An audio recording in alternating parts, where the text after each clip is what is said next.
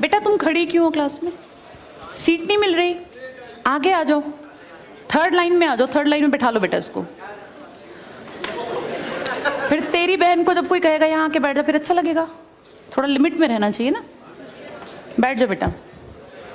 चलो अपने देखो, अपने व्यवहार को ऐसा रखो जैसा तुम दूसरे के साथ करो, तुम्हारी बहन के साथ वही होगा।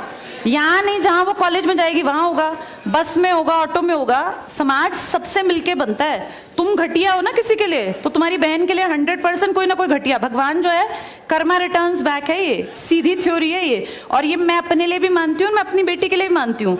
मैं जैसा कर रही हूँ ऐसा ही मेरे साथ होगा, या मेरे घर वालों के साथ। तुम जैसा कर रहे हो ऐसा तुम्हारे भाई बहनों के साथ होगा ही होगा।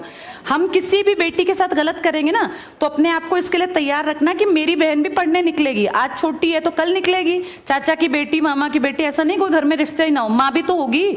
जैसा तुम कर रहे हो ऐसा तुम्हारी माँ के साथ जरूर घटित हुआ होगा। अब तुम कर रहे हो, बड़े अच्छे कई एड्स हैं, उसमें एक जवान लड़का ना सीटी बजा रहा होता है, तो उसकी माँ, देखा तुम लोगों ने वो, उसकी माँ कहती है बेटा मत कर। तुम्हारी उम्र का था वो लड़का, उसकी माँ लगा लो मेरी एज की मुझसे 2-4 साल बड़ी होगी, क्योंकि जो बच्चे 20 के हैं उनके माँ 40-45, उनकी माँ 45 साल तक की होती हैं।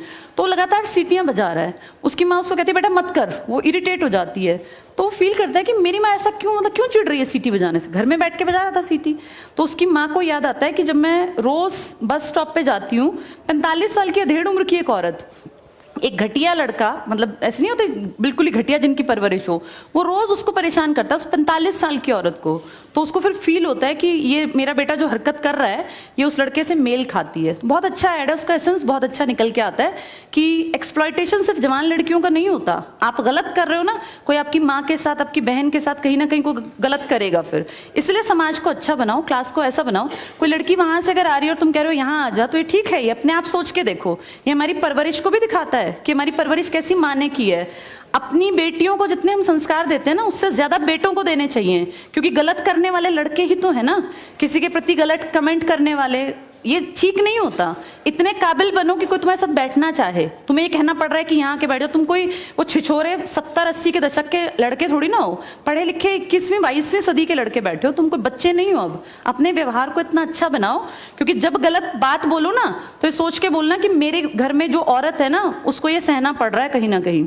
तुम ही लोगों ने समाज बना रखा है, इसको घटिया बना लो चाहे अच्छा बनाओगे तो पूरा समाज अच्छा बन जाएगा। घटिया बनाओगे तो तुम्हारी माँ को भी 100% सुनना पड़ता होगा, क्योंकि ये कर्म है, ये किसी को नहीं छोड़ते। तुम सबको चार दीवारी में नहीं रख पाओगे, तुम्हारी माँ को भी कहीं ना कहीं बाहर निकलना पड़ता है, चाहे वो मार्केट सब्जी लेने जाती हो, गांव में रहते हो तो गली में तो निकलती है ना, उसको भी सुनना पड़ता होगा, क्योंकि समाज बनाने वाले तुम ही लोग हो। तो ये ध्यान रखो सबको कि भाई किसी को हमारे किसी भी कमेंट से बुरा ना लगे, और इनको अलग मत समझो, जैसे तुम्हारी बहनें ऐसी ये हैं। पसंद आना कोई अलग बात होती है, पर व्यवहार अच्छा रखना चाहिए। तुम्हारी परवरिश अच्छी माने की है, कम से कम ये दिखा के चलना।